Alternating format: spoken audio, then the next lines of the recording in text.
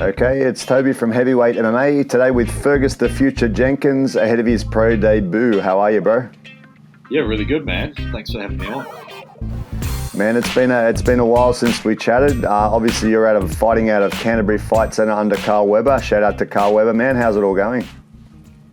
Yeah, it's good. Yeah, it'll be almost 18 months out the cage for me by the time I get back in there. So, yeah, it's definitely a long time coming going pro. So there's a lot of excitement and anticipation coming into this one. But the main thing is just focusing day by day, putting my all into my training and being as precise and purposeful in every session as I can be. Yeah, man, you mentioned that you haven't fought for a while. One could be forgiven for thinking you've been totally inactive looking at your Tapology record. It was like you said, roughly a year ago. But you've been pretty active in different combat sports, bro. Could you talk on your wrestling and submission grappling achievements through the year?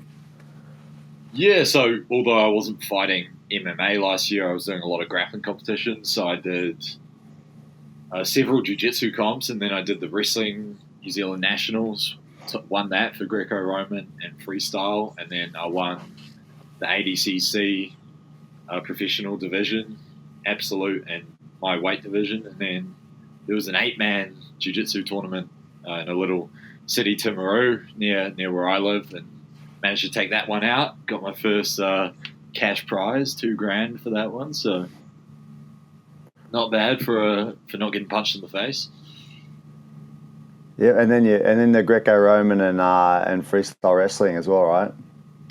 Yeah, that was cool because I'd never done any sport wrestling. Obviously, I've done a lot of my style was quite grappling and wrestling heavy in mixed martial arts, but actually, that's something I'd always wanted to do as a kid, like growing up. But it's not really a thing in New Zealand, or I wasn't aware of any clubs when I was younger. But yeah, that's all I used to do with my mates, would just wrestle during playtime and during lunch and everything. So like, it would have been like awesome if I could have done that growing up, but better late than never, I guess. And yeah, it was cool. Definitely learned a lot. Obviously, it's quite different in terms of the way you set up takedowns and that. But once you actually get to the legs, I've learned like a lot of good stuff for finishing takedowns, and definitely leveled up that part of my game. So that was a great little addition. Yeah. No, it's good, man. It all adds up, right? Like any type of competition experience in combat sports is going to add up to, help your overall game, in MMA. Yeah, I'd say like you're always going to get nervous no matter what competition you're preparing for or you're going into. But see, MMA is another level because the stakes are so high. But yeah, I think even though I wasn't doing MMA, I've learned a lot about the mindset and honed in on like my competitive. Getting the competitive edge just with the mental side of things as well as technical. Man, just one thing I was kind of thinking, man, like you said, your game grappling heavy in a way. Is there any concern, man? Sometimes you see guys that are kind of grappling heavy and they move more in like a slow twitch sort of way, you know what I mean? Like guys that are grappling heavy. Is there any concerns in that? Is that something you address on the other side, like trying to develop that explosive power for striking especially? Yeah, that's a good point. Yeah, I mean that's the thing with balancing the martial arts. So I've been putting heaps of focus into everything, but I'm feeling good in that regard. Obviously, I put on some extra size since I was competing last in MMA, but just repping out pad work and explosive stuff in the gym, I think has been the key for that. That's it, man. Hey, your amateur record, I think we discussed last time, your amateur record is very good. You put a bit of time into developing yourself the right way, upskilling while you're in the amateurs before you hit the pros, bro. And I think it's a good thing that people should sort of do. You're ready to go, bro. You had one last amateur fight last year. Can you talk about that one, bro? How you handled that one? Yeah, that one was pretty shocking. So yeah, not the best way to end my amateur career, I suppose. But yeah, I think it's just a combination of things. I don't feel like I need to get into like all the details around that. But like on the record, it says I lost the fight. But yeah, I got my own thoughts on that one. But no, it was just I was feeling burnt out towards the end of my amateur career for sure. And so coming off that result, I felt I needed some time off, but mentally and physically just recharged and ready to go away. Yeah, man. Yeah, I think you touched on something else. I had another thought in my head, but I've lost it. No, Bro, anyway. so switching over from pro to amateur, bro, can you talk about like some of the differences? I don't know everything in terms of like fight rules probably first of all, and then I guess the weighing factor because you've been fighting in tournaments and Yeah. stuff, and then anything else that sort of comes to mind.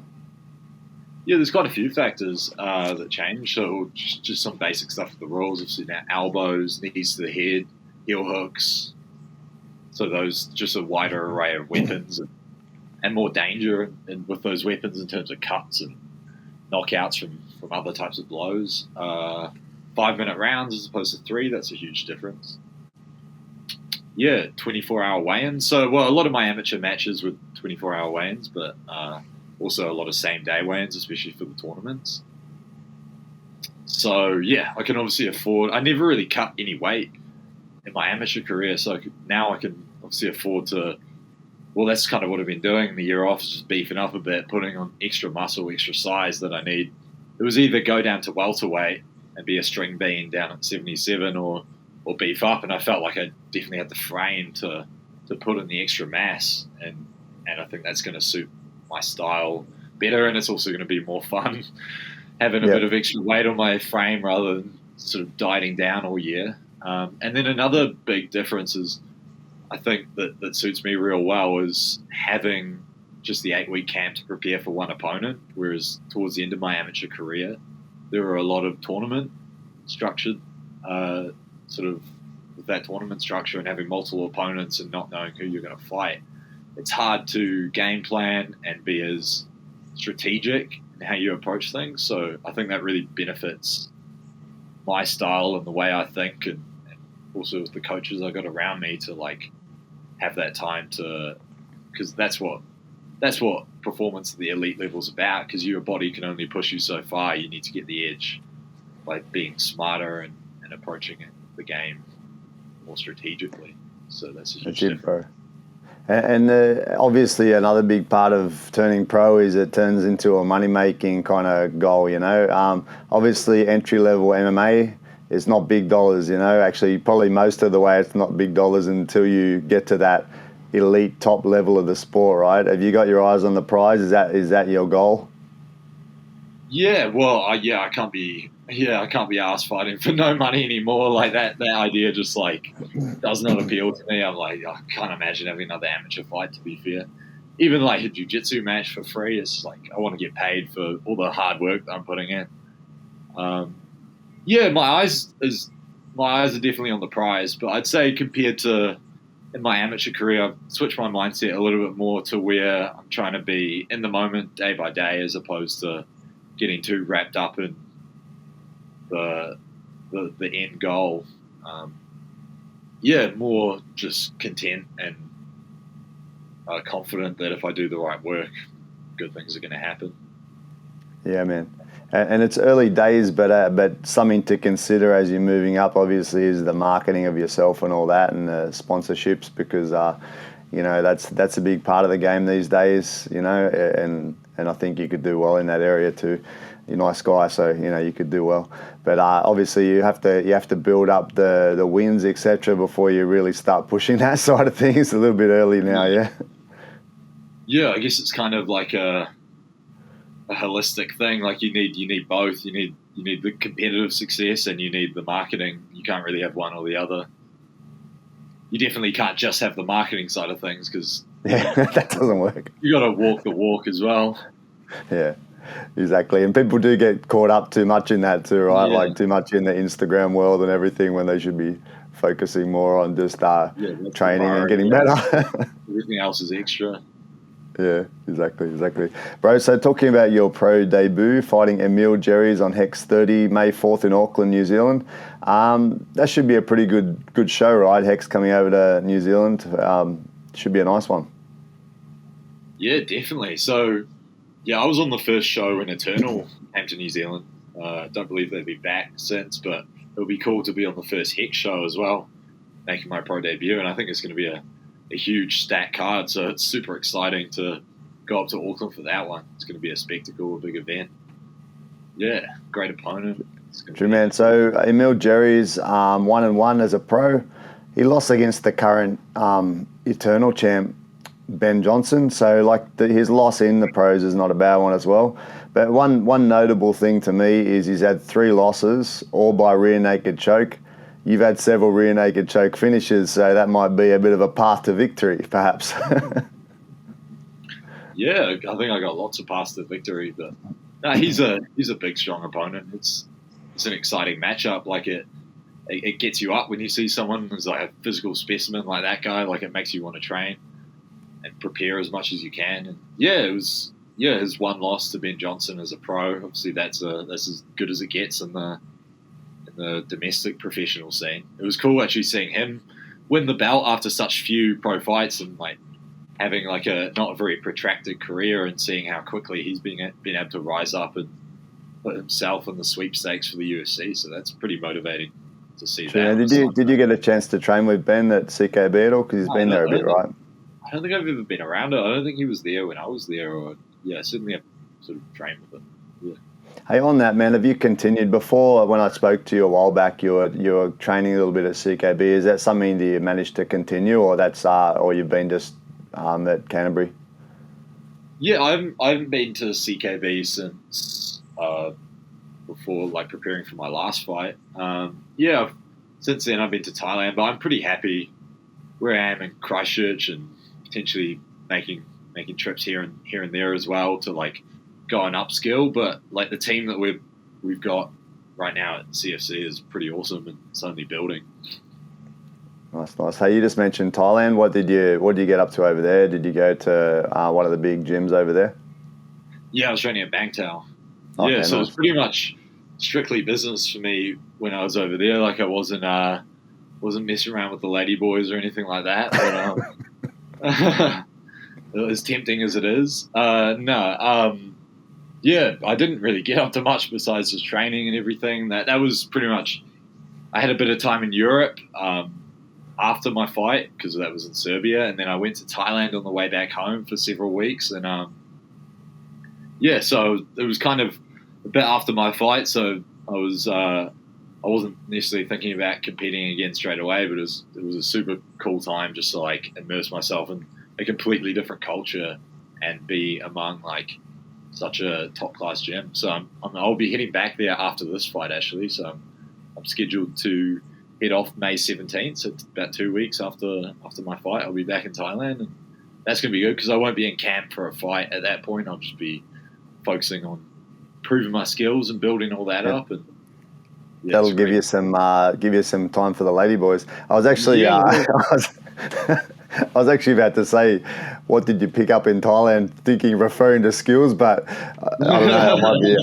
That might have been misinterpreted. Yeah. What did you pick up over there apart from like anything else? What sort of skill set or any experiences that you sort of gained over there? Yeah. Well, it's obviously that with the Hickman brothers owning the gym over there, like there's a big wrestling focus, and so that was cool to get that MMA wrestling stuff. And Brad Riddell, striking coach over there, have a pretty good relationship with him as well, and so it's been cool building that and training with him. Super in-depth knowledge of striking, obviously. Yeah, it's just all that stuff, and then just living in a completely different country, like being in Christchurch my whole life, living at home, and then going out and just being independent, living by myself in Thailand. It was like real cool. So next time I go back, I definitely want to do more of the extracurriculars. Maybe stay away from the ladyboys still, but island hopper and do all that sort of fun stuff that kind of like rejuvenates you for training rather than just being completely like in work mode. I think some of that could. Bro, having been in Asia for like 17 years now, bro. For me, it's a bit of the highlight of my life is just being able to experience some different cultures and stuff, and be around people that think differently than you, and learn something or just experience something. So do your best to get out of the gym a little bit and experience a bit, or even in the gym. You're going to meet different cultures and different people too. So it's part of the spice of life, I would say. How long have you been in Asia? 17 years, bro. Quite a while. Oh yeah, wow. Yeah. Do you go home much? At least once a year, sometimes a little bit more if I can. But yeah, I generally, because I'm in Macau, China, it's in the middle of Asia, so there's all countries all around me that I've been to, like Japan, Singapore, Thailand, Philippines, many Asian countries I've been to over here. So yeah, had a good experience in that time. So are they all quite different in their cultures, or do you find like the Eastern culture has its own sort of similarities? They have some the differences I would say between Australia and potentially New Zealand is like across Asia there's a lot of differences like collectivism versus individualism and stuff like that you really see. But they all have their own little traits and different cultural aspects and religions and everything too. So yeah, while there are some shared things between the Asian races, I would say they're all quite different in many ways too. So yeah, it is cool to get to these different countries, eh? Interesting, yeah. Another thing too, man, just something to keep your eye out on too. Like I feel like people in Oceania, like Australia and New Zealand, I feel like they don't really look out into the Asia scene enough.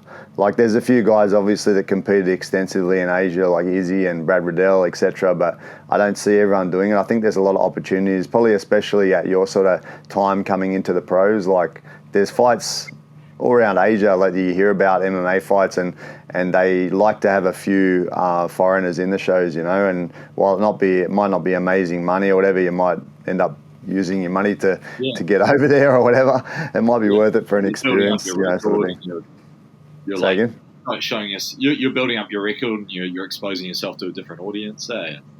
Yeah. Well, my teammate Corey, my friend, he took a couple of fights over in Thailand, and I actually went with him. He had an MMA fight in Bangkok, and it was this little sort of backstreet gym in the middle of nowhere in some random suburb in Thailand. It took us like 40 minutes to find the gym, and like different people pointing us in different directions. But that was a crazy experience, so different to like any sort of show you'd be in New Zealand. Like, yeah, the announcers like wearing a mask and shit. I was like, damn, yeah, it would be fun to get on one of those cards. That's it. Actually, Duke, do you know Duke Didier? You heard of him before? Nah. He's an Australian MMA fighter, wrestler or judo player / MMA fighter who's he's actually fighting in, I think it's this next Friday in Lumpini Stadium, but he's fighting MMA, so it's kind of weird. I said something about Lumpini. He goes, yeah, I've always wanted to fight in Lumpini. He goes, just joking, not really, because he's like a grappler, but he's fighting MMA in ONE FC Friday night fight, so that should be pretty cool. Yeah, what a stadium. That's cool. Yeah. A lot of history, bro. Anyway, bro, so what's your plans, man, going forward? You're hitting the pro ranks. Obviously, your goal in your head is to win this fight against Emil Jeries. What's the next steps for the year, ideally, for you? Yeah, I've got a lot of travelling books. So I've gone to Thailand, as I mentioned, and then I've got another trip, come home for a bit, and then I got another trip over to Austin, Texas, go and train at B Team and go to Vegas and watch the ADCC tournament. I'll be able to compete in the Open myself. So there's the actual ADCC World Championships, and there's the ADCC Open that anyone can enter, so I'll jump in that. Should be a fun one. And then hopefully get another fight lined up before the end of the year. Get 2 or 3 Sounds fights. Good, man. Sounds like a plan. Sounds like it should be a bit of fun getting to that B Team. As far as their online sort of presence, they seem like a funny group of guys. Yeah. Well, and I feel like the way jiu-jitsu's going at the moment, it's going more towards a top pressure style and like something that's more translatable to MMA rather than sort of where it was a couple of years ago, where it was more just like playing guards and leg locks and stuff. Now there's a lot more pressure and wrestling style, so I think there'll be heaps of stuff I can take and apply directly to my game. On that, bro, what do you think of Donaher? Being a Kiwi, bro, what do you think of Donaher? What do you think of him as a person, a teacher, a style? Yeah, well, it's kind of cool that as far as Kiwis, we got Eugene and we got John Donaher, are both like at the top echelon and recognised as some of the best coaches in the world. It's pretty cool that for as well as athletes, we've got coaches that are recognised at that calibre as well. I think I used to watch heaps of his DVDs and stuff. It's definitely it can definitely be quite dry learning sometimes. It's just like trudging through those, and I think some of it is really more applicable in a sport jiu-jitsu context compared to MMA. But I'd say as far as like taking the sport of jiu-jitsu to the next level and systematizing a set of techniques to be like to just find the most efficient way to make it work in a competitive setting. Like he's obviously paved the way in jiu-jitsu. Honestly, I really enjoy. Hence why I'm going to B Team, I guess, instead of New Wave. Is I do enjoy Craig's material. Like, obviously, like it's a bit more. Yeah, it's a bit more humor and a bit more fun to it. But at the same time, I quite like he puts like a good amount of sort of conceptual learning into it, to where you don't necessarily have to watch like 2 or 3 hours of content. You can watch 30 minutes to an hour, and you can just kind of like take these ideas and apply them yourself in training and just play around with it and see where it gets you, rather than following like A to Z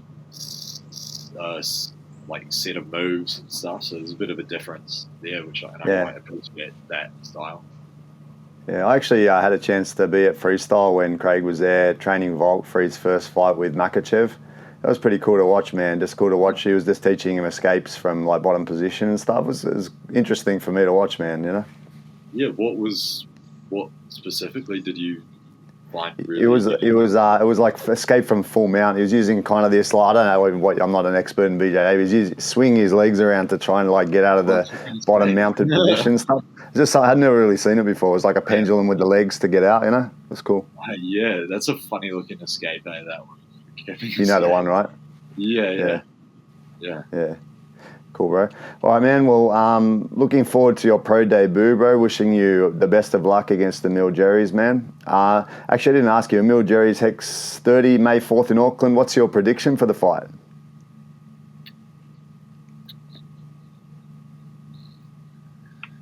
I'm just gonna win, eh? Like, I can't really like tell the future and see where exactly the fight's gonna go, but I'm preparing, covering all my bases. I feel like I've got lots of routes to victory. Well, I'm gonna call it Das rear naked choke, some sort of choking, and win to you, bro. So yeah. Best of luck with that, man. Appreciate your time again, and look forward to seeing you rise in the pro ranks, man. Thanks. Wicked. Thanks for having me, man. Cheers. Thanks, bro.